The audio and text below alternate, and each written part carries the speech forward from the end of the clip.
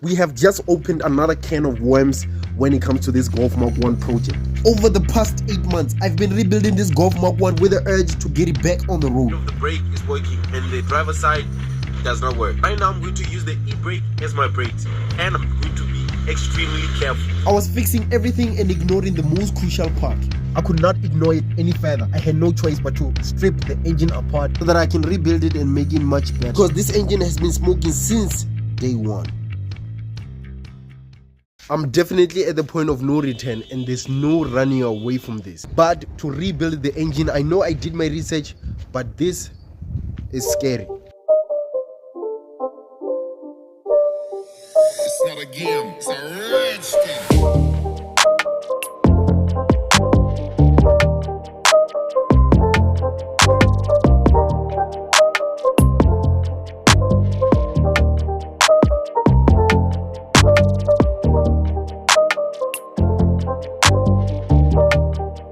On the same day we took the top to the engineering shop, we got it back from the engineer in the same day.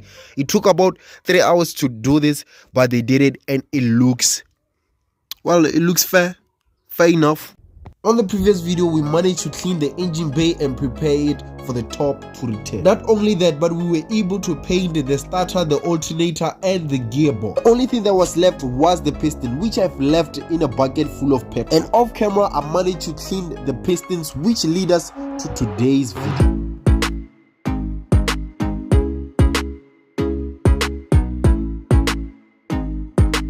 So the first thing that I'm going to do is remove the previous rings and install brand new rings.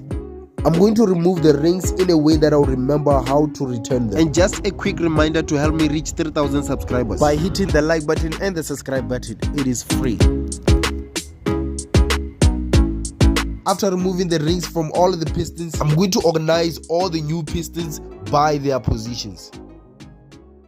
We have the 2 oil rings which are the same. There's no difference between them. And we have 1 wavy oil ring. We have the 2 compression rings. We have the one at the top of the piston which is thin and the second one which is thick. The thick ring has a certain way to be installed. This thick ring has a curve in it which must face upwards. But if it is written top, the top must be at the top. But if you're not a professional, make sure to do your own research because this is a critical part of the rebuild. Before installing the new piston rings, I cleaned the pistons with petrol for the last time. Then I started fitting in the oil rings. So they're going to go here at the bottom. So make sure that they are clean. So mine, I'm just gonna wipe it.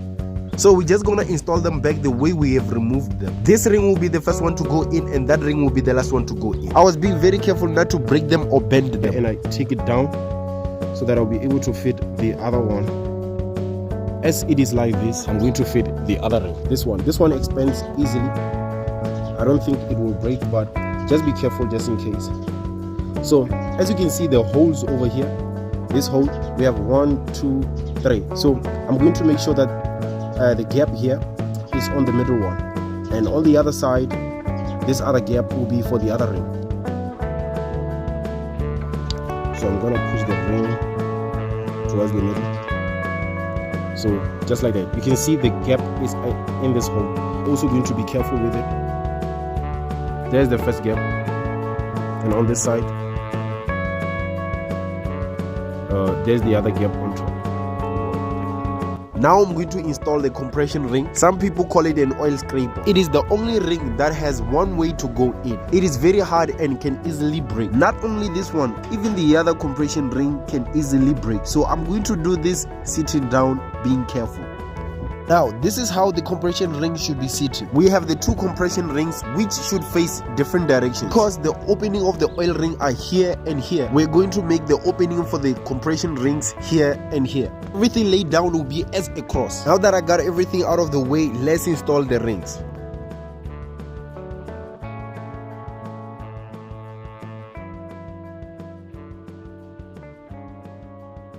Well, it was the most tedious job. If I make a mistake, I ruined everything. Right now I'm going to fit the bearings. So let's do that. Installing the bearing is straightforward. Before I install the bearing, I make sure that I dump it in some oil so that the bearing won't be on the piston dry. You could try to play, but you're never gonna beat me. Look the other way, what I'm doing ain't easy. bloody and stained from the people who deceive me. Now I'm removing the old bearing and replacing it with new bearing, dumped in some oil. Pulling a mob, pushing a train. I'll never stop, stick to a lane. Pick up the pieces and go rearrange. I'll be the best above all the rest, put me to the test and expect nothing less. You check as I'm chess, what's happening next? Now it's time to install the piston into the block. I prepared the block, it is clean. Yeah, let's do this because we're just repeating the way we took things out, but in reverse.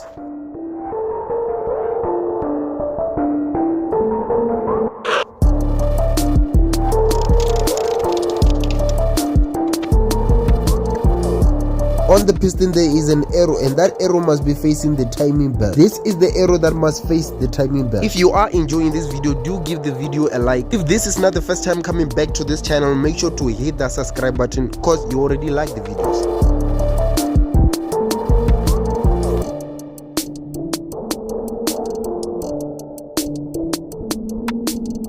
One thing to note is that you can see this groove over here. So when you go under the car, so you can see over here there's this part I was talking about. There's this part. Those spots must be on the same side, and if those marks are not on the side of the radiator, it means the piston at the top are not facing the same direction. In order to check that, you must check the arrows at the top of the piston. You can see that arrow and that arrow, and there's an arrow on all of them. They must face the same direction, which is the timing belt direction. I just bought the weapon of warriors. Ready. Fight. I bought a torque wrench, and we're going to torque everything in the car so that it will be 100% and there won't be any failure in the future. We're just preparing, just making sure. I know it's taking a lot of money out of my bank, but this is what we signed for.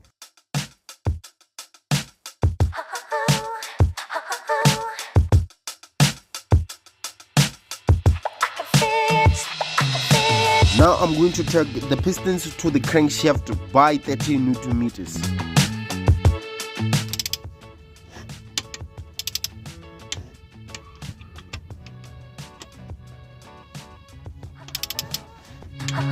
Since the pistons are in and torqued to the right spec, it is time to finish with the underpart. So I'm going to install the oil pump, then the sump. The oil pump 14 Newton meters. All of the pistons are in the block. Majority of people commented that I should buy a metal gasket. By the time you guys commented, I already bought everything. But if you have a chance to buy a metal gasket, make sure that you do that. Hopefully I won't regret my decision. Well, nothing here seems useful. I just have a bunch of these and none of them matches with what I was looking for. So I'm just going to put it aside for now. So we're going to use every gasket that is usable, such as the sump gasket. Now I'm just going to fit the sump. I made sure to put some sealant on the gasket and some more sealant on the block and the sump. I'm definitely trying to avoid any oil leak.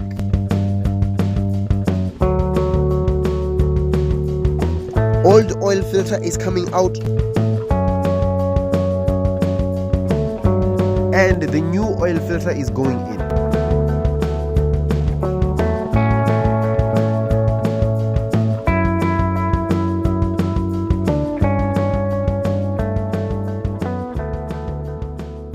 So this is the next day. Yesterday I was super tired, so I ended up not finishing everything that I wanted to do. But late at night, off camera, I finally got the top and the manifold and the two manifolds connected with the top of the engine. You could try to play, but you're never gonna beat me. Look the other way, what I'm doing ain't easy. Bloody and stained from the people. Even though it was not really that much difficult, but there were parts that I could not use from the gasket set that I had, because this looks like it's almost similar as this, but to be honest it's not the same. So this one is going to the bin. I think this one is for the carburetors, and because the reason that I say that is because this is for the carburetors, because this is supposed to go with this manifold over there on the inside. What I've done is that I reused this, but I made sure that I put a lot of sealant on it. Hopefully this won't bite me in the ass, because I know you should not repeat the gasket, but fingers crossed nothing goes wrong. What I'm planning to do right now is that I'm going to clean the top a little bit, because I think at the engineering they only fixed the problems and they didn't actually clean it, which is part of their job, but I think they didn't charge me for cleaning it. So right now I'm just gonna clean it, and then we're going to try to fit it back on the car by ourselves. I'm going to be using 800 grit sandpaper and some petrol just to remove all the grease and dirt off the top. And if you are still watching the video, make sure to hit that like button, hit that subscribe button if you haven't hit those buttons already. And don't forget to hit the notification bell so that you'll be notified every time I post a new video.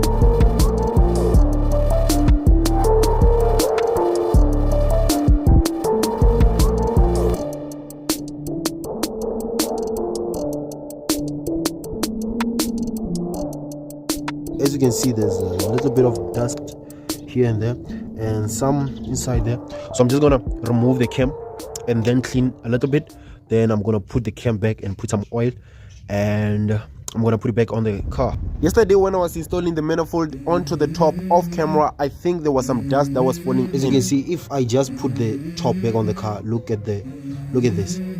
So this needs to be cleaned right now. Right now I'm going to clean the top and make sure it is dust free. Let's go. I wake up to a little bit of drool on my pillow, feel like it's gonna be a bad day. Yeah, I'm tired of shit, and the coffee ain't hit yet, damn, ain't that great. I don't wanna go to work, cause my boss is a jerk, and I'm not even that paid. I need a change in my life, cause I don't feel alive, and there's nothing that makes me happy. Hold my beer for a minute, I'm about to quit my job, cash in for a ticket. I'm going on a trip and I don't plan to visit. I'm gonna stay there till I feel like I'm winning, and this is just the beginning. I need a big change, help me feel like living. I need a big swing, home runs I'm hitting, and I'll never look back, moving on till I get it all. And we all got dreams, we all want things. The top is ready to be combined with the block. Now I'm just gonna give the block a little bit of wipe just to remove all the dust so that it could be fully ready. Now I'm going to fit the top gasket, and if I put it in the wrong way, I messed everything up and I will have to rebuild the engine as soon as possible. I know the top gasket is not the metal one, but I'm hoping this one will last. I triple checked if all the holes are aligning. Now it's time to fit the top, and to be honest, the top is heavy and I'm really scared.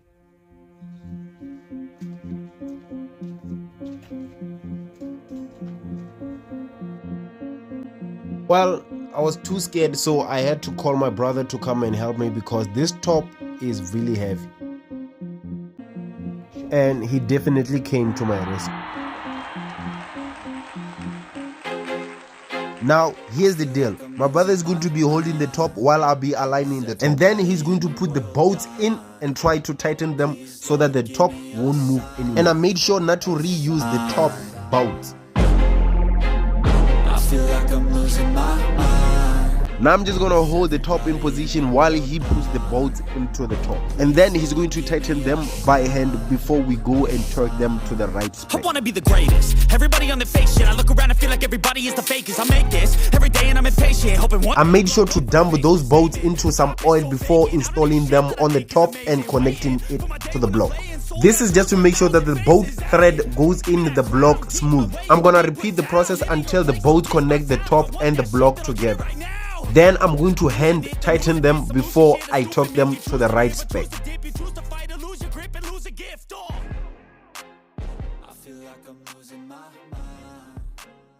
After hand tightening the bolts, it's time to get the weapon of warriors.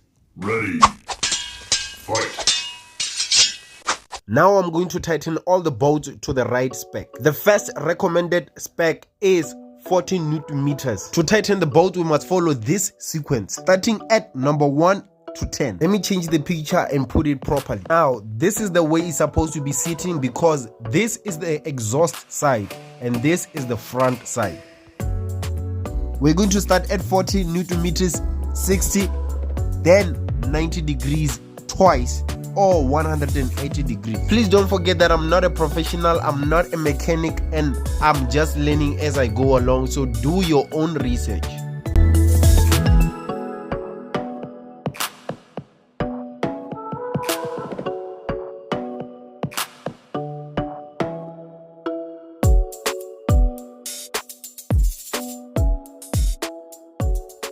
After tightening it with the torque wrench, it's time for the 90 degrees. I'm going to be using T-pegs just to mark where I need to do the 90 degrees.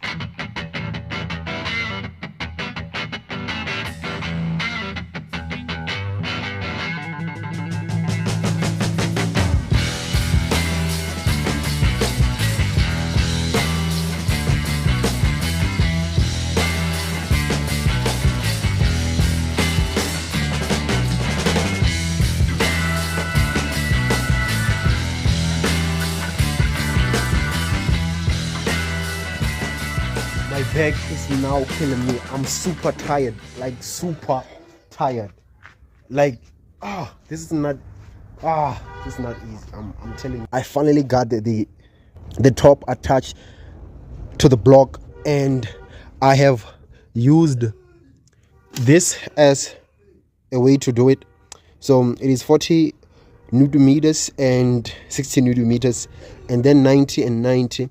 As you can see, that was the first 90 over there, then over there that's the second 90. I did the same for all of them.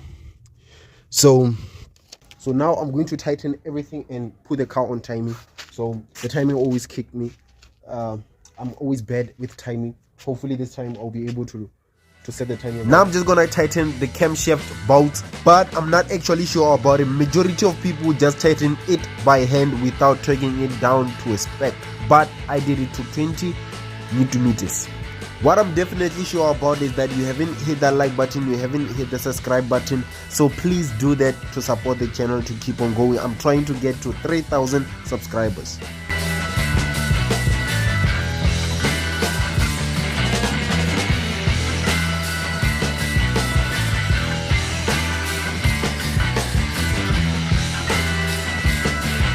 Now I'm just gonna fit everything back to the rightful spot, making sure that I put sealant everywhere because I'm trying to minimize the leaks.